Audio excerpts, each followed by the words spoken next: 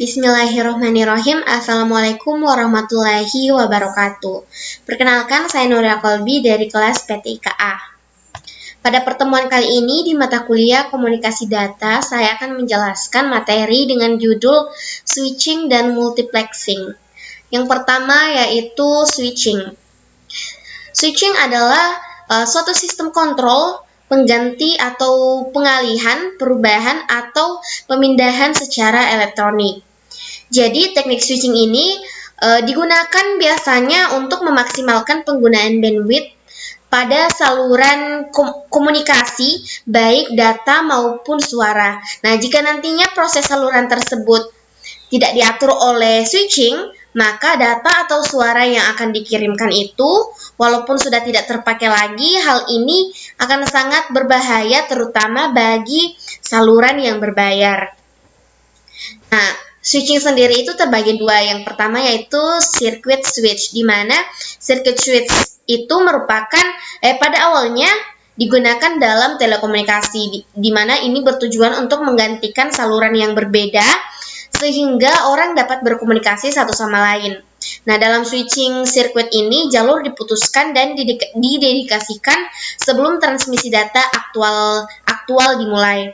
Nah, untuk keseluruhan panjang dari komunikasi antara dua titik akhir, bandwidth dan sumber daya lainnya, itu merupakan tetap dan berdedikasi yang harus dirilis oleh sesi terakhir.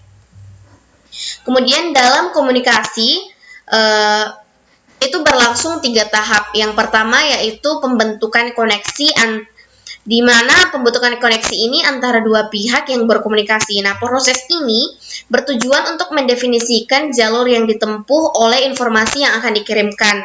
Kemudian koneksi yang dibentuk atau resource jaringan yang sudah ada dialokasikan bagi suatu panggilan, kemudian bersifat dedicate atau tidak di-share bersama pengguna lainnya, baik ada maupun tidak ada informasi yang ditransfer, koneksi akan tetap terhubung terus. Yang kedua yaitu tahap selanjutnya adalah transfer informasi, proses pemindahan informasi.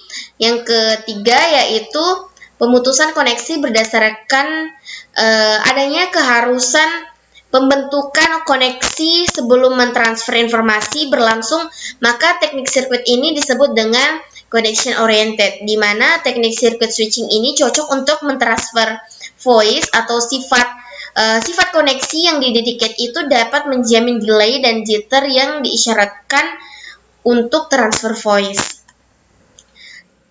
Jenis switching yang kedua yaitu adalah pocket switch, di mana pocket switch ini di jaringan pocket switch itu pesan dipecah menjadi paket yang lebih kecil yang dikirimkan ke tujuan yang terlepas satu sama lain. Nah, jalur dari sumber ke tujuan yang ditangani oleh sejumlah protokol, sedangkan perotean paket yang ditangani oleh pusat switching atau router. Setiap paket memungkinkan jalurnya untuk tergantung pada sumber atau alamat tujuan dan port, karena setiap paket yang diperlakukan secara terpisah dalam jaringan paket switch, paket yang diberikan ini dilabelkan sedemikian rupa sehingga paket yang asli ini dapat dibuat kembali di tujuan meskipun paketnya belum tiba di tujuan dalam urutan asli mereka telah terkirim dari sumber. Kemudian yang kedua yaitu multiplex. Multiplex sendiri merupakan teknik untuk mengirimkan lebih dari satu atau banyak informasi melalui satu saluran.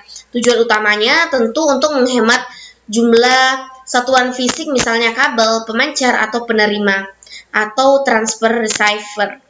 Nah, atau kabel optik lah. Contoh aplikasi dari teknik multiplexing ini yaitu pada jaringan transmisi jarak jauh yang menggunakan kabel maupun menggunakan media udara atau wireless atau radio. Kemudian multiplex itu yang pertama ada frequency division multiplex atau FDM, di mana FDM ini merupakan teknik multiplex analog yang menggabungkan sinyal analog Nah, teknik ini tuh diterapkan ketika bandwidth dari link atau dalam hertz lebih besar dari bandwidth gabungan sinyal yang dikirim dalam FDM. Nah, sinyal yang dihasilkan ini oleh masing-masing perangkat pengirim modulasi frekuensi pembawa yang berbeda. Nah, sinyal-sinyal termodulasi ini kemudian digabungkan menjadi sinyal komposit yang tunggal yang dapat dibawa oleh link.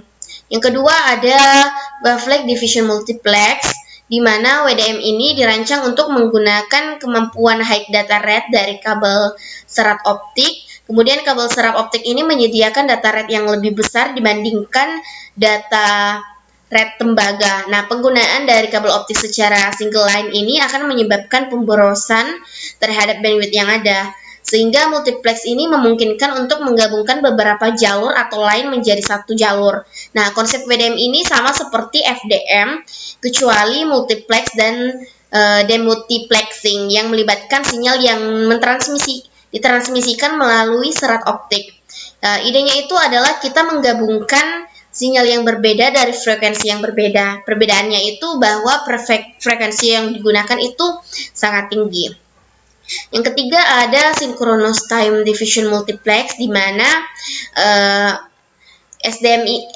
STDM ini disebut sinkronos karena time slotnya itu dialokasikan ke sumber-sumber tertentu, di mana time slot untuk tiap sumber ditransmisikan dan dapat untuk mengendalikan sumber-sumber dari kecepatan yang berbeda.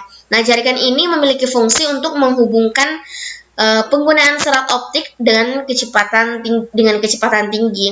Nah, serat optik ini menggunakan denyut atau detak cahaya untuk memindahkan data dan memprosesnya sangat cepat.